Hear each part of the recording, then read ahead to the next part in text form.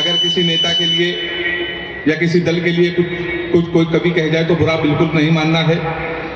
मैं बिल्कुल भी नहीं कहूंगा, खासकर भाजपा वालों को तो कुछ नहीं कहूंगा। उसके दो कारण हैं सर। पहला कारण ये है कि मैं कानपुर में रहता हूं। दूसरा कारण ये है कि मैं कार से चलता हूं। कानपुर वाले की कार जिस दिन से पलटी थी, हमने उसी दिन कसम खा ली कि बीजेपी वालों को हम बिल्कुल नहीं लपेटेंगे, नहीं वो कब हमको लपेट दे इसका कोई भरोसा नहीं। एक बार ताली बजा के शुरू कर दीजिए। प्रशासन में बड़े लोग बैठे हैं। गौरव भैया को नमन करता हूं। हमारे संतोष भैया कानपुर में थे, यहाँ पर आके प्रशासन के बड़े अधिकारी हैं।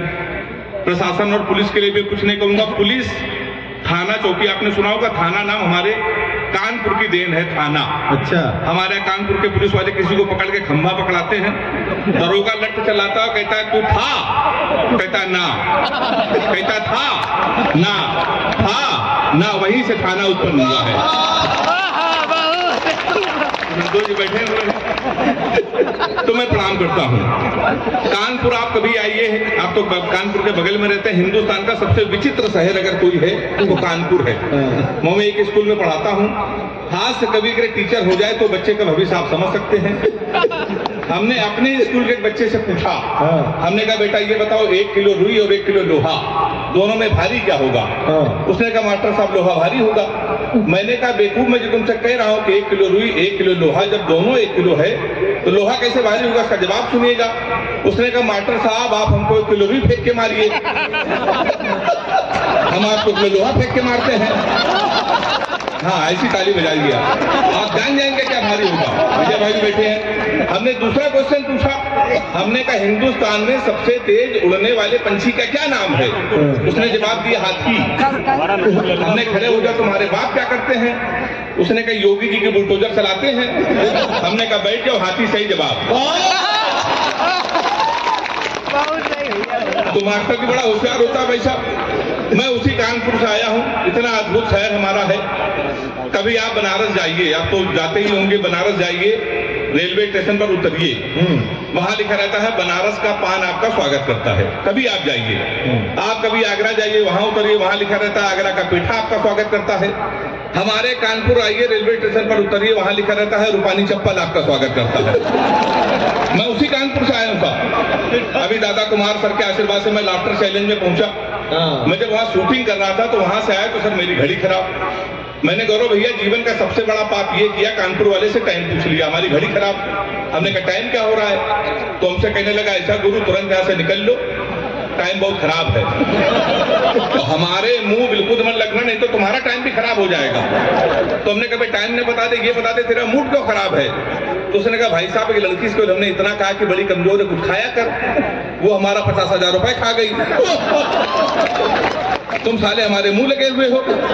हमारे मुंह बिल्कुल में लगना बहुत भरे बैठे हैं। तुमने कहा ऐसा क्या है? कहने लगा है कुछ नहीं, एक लड़की के चक्कर में 5 साल से लगे थे। हम समझते थे हमसे प्यार करते हैं, इससे प्यार करते हैं, तो इसमें हुआ क्या? कहीं हुआ कुछ नहीं भाई साहब, हमारे नगर निगम का चुनाव चल रहा है, उसको मिल गई है पार्षद की टिकट। पूरे शहर में होल्डिंग लगी है युवा दिलों की धड़कन पुष्पा पाल। तुम साले हमसे टाइम पूछ रहे हो। लोग तो नारा लगा रहे हैं मोहर मारो कान के पुष्पा को पहचान के। कल एक लड़का कान में नारा लगा रहा था, इस बार हाथ उठा के ताली बजाना, लैया बड़ी करारी है, पुष्पा पाल हमारी है। हमारा उत्तर प्रदेश सबसे अद्भुत है। सर तो हमारे दिल्ली से आए हुए हैं। आप कभी दिल्ली जाइए, बंबई जाइए, बंबई के लोग अगर पैसा आ जाए तो अपने बच्चों का कैरियर बनाने के लिए सब करोड़ों खर्चा करते हैं। हरियाणा के लोग अपने बच्चे को स्टार बनाते हैं, स्पोर्ट्स में भेजते करोड़ों खर्चा। उत्तर प्रदेश एक ऐसा प्रदेश है जहां कैरियर बनाने के लिए कोई खर्चा नहीं। 250 का कुर्ता लीजिए,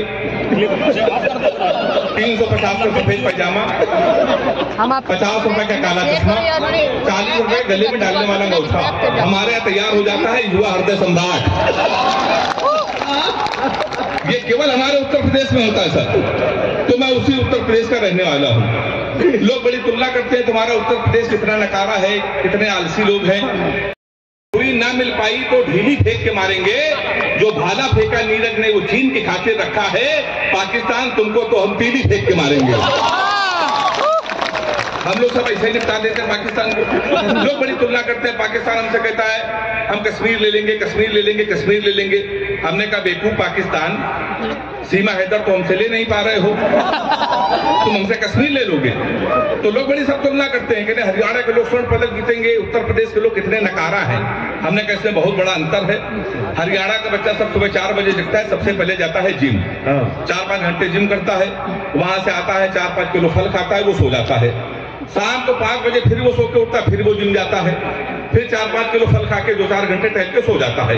हमारे उत्तर प्रदेश के लड़के कानपुर मल्लावा के 9:30 बजे सुबह सो के उठते हैं, वो भी तब जब उनका बाप उनको लतियाता है। सबसे पहले वो जाता है घर के नजदीक पुलिस चौकी, दरोगा के साथ एक सेल्फी लेता है, फेसबुक पे पोस्ट करता है, नए चौकी इंचार्ज रामकिशोर कनौजिया भाई साहब का सानिध्य प्राप्त हुआ। ताली हाथ उठा के बजाय क्या बारीक बात पकड़ी तो भाई। ये हमारे उत्तर प्रदेश में होता है। शाम को वो सो जाता है, शाम को जब वो सो के उठता है संतोष सर, तो 7-8 लड़कों से जो बियर की बोतल खोलता है, उसी दरोगा को प्रेशर में लेने के लिए स्पीकर खोल के फोन करता है, दरोगा जी नमस्कार, पहचाना? अब दरोगा जी समझते गुरु समय इसके मुंह न लगो, उस समय तो उसके लगी हुई है। दरोगा उसका फोन काट देता है, फिर वही दरोगा 12 बजे मारते मारते उसको थाने लेके आता है। आपकी सेल्फी डालता है वो दरोगा, गुड्डू भैया 100 ग्राम चरस के साथ धरे गए। फिर गुड्डू भैया की होती रात भर कुटाई, 3 दिन बाद लोकल विधायक उसकी पैरवी करता है, फिर वो छूट के आता है, फिर वो विधायक बनता है, हम कवियों को बुला के सुनता है, ताली बजा सकते हैं। और ये यहाँ के लिए नहीं है, हमें सुरक्षित कानपुर भी जाना है। तो हमारा उत्तर प्रदेश बहुत अद्भुत है। 2-4-5 मिनट केवल मैं आपका और रहूंगा। रश्मि जी, गजेंद्र प्रियांशु जी श्रृंगार के बहुत बड़े कवि हैं, ये लोग आएंगे, आपको प्यार मोहब्बत की बातें बताएंगे, भटकाने की कोशिश करेंगे। मैंने प्यार मोहब्बत के विषय में सर कोई कविता नहीं लिखी, ऐसा नहीं कि कोई प्रेमिका नहीं है। योगी जी की सरकार, जब योगी जी की सरकार उत्तर प्रदेश में नहीं थी तो 15 प्रेमिकाएं थी। जिस दिन योगी जी उत्तर प्रदेश के मुख्यमंत्री बने, हमने सबसे राखी बंधवा लिया, क्योंकि सर्वाधिक कुटाई किसी की यूपी में हुई तो प्यार करने वालों की। तो मैं प्यार मोहब्बत से बहुत दूर रहता हूँ सर, दूर से ले रहता हूँ। लड़कियों की बीमारी है, किसी लड़की से कोई क्वेश्चन पूछ लो चित्रा उठपटांग जवाब देती है। हमने एक लड़की से पूछा, हमने कहा तुम्हारा फेवरेट कलर क्या है? कहने लगी स्टूपिड कहीं के, कोई मेच्योर क्वेश्चन नहीं पूछ सकते। तो हमने पूछा, हमने कहा 0.8 मिलीलीटर सल्फ्यूरिक एसिड को न्यूट्राइज करने के लिए कितने मोल बाइकार्बोनेट की जरूरत पड़ेगी? तब उसने बता रहा हमारा फेवरेट कलर पिंक है। तो मैं बहुत दूर रहता हूँ प्यार मोहब्बत से। मैं तो इतना दूर रहता हूँ, लड़कियों की एक बीमारी और है, किसी लड़की को आप गौर से देख लो तो कहेंगी देखो कैसे कुत्ते की तरह देख रहा है, ना देखो तो कहेंगी कुत्ता देख भी नहीं रहा है। तो सब मैं बहुत दूर रहता हूँ। हमारे गजेंद्र भाई हैं, कह रहे थे हेमंत नाम में कुछ नहीं रखा, नाम में कुछ नहीं रखा। सही कह रहे थे सर, नाम में कुछ नहीं रखा है। मुस्कान नाम था उसका, तो हमारा नुकसान करके चली गई। फिर हम रोशनी नाम की लड़की में शिफ्ट हुए तो 2.5 साल उसने भी हमको अंधेरे में रखा। लोग सही कहते नाम में कुछ नहीं रखा। इन बेचारे लड़कों को देखिए, ये लड़कियों का नाम मोबाइल में सेव करते हैं, my honey baby, my darling, my sweetheart, my जानू। इन बेचारे लड़कों को देखिए, लड़कियों के नाम मोबाइल में सेव करते हैं, पप्पू हलवाई, राशिद प्लम्बर, मुन्ना हवलदार। ताली बजाइए जोरदार। तो हमारे साथ तो साहब ये होता है। अभी सर हमको दुबई ले गए थे देश के सबसे बड़े मुशायरे में। तो जब मैं दुबई गया तो हमारी वाली ने सर फोन किया, कहने लगे हमने सुना है तुम दुबई में हो। तो हमने कहा सही सुना है। कहने लगे हमारे लिए सोने की चैन ले आना। हमने कहा क्यों? लेकिन दुबई में एक तो सोना सस्ता है और जीवन भर में तुमको याद करती रहूंगी। तो हमने कहा पगली हम चैन नहीं लाएंगे फिर भी याद करती रहोगी। उसने पूछा कैसे? हमने कहा जीवन भर सोचो कि हरामखोर से पहली बार कुछ लाने को कहा था, कि वहां से भी खाली है चला आया है। तो सर इसी चक्कर में कोई नहीं टिकता। और मैंने तो एक सबक लिया है, आप भी ले लीजिए, अपनी प्रेमिका को कभी भी रुलाना नहीं चाहिए, क्योंकि 7-8 हरामखोर उसका आंसू पोंछने के लिए हमेशा तैयार रहते हैं। हमारी हालत क्या हो गई है? अंतिम 4 पंक्तियां पढ़कर मुझे पूरे तालियों से विदा कीजिएगा। एक एक प्रेमिका को बांट कर ले गए, जो नहीं माना उसे डांट कर ले गए, जिस पेड़ पे बांधा था मोहब्बत का धागा, नगर निगम वाले उसे भी काट कर ले गए। एक बार जोरदार तालियां बजाइए। बहुत छोटा संक्षिप्त लेकिन था के बड़ा कागज।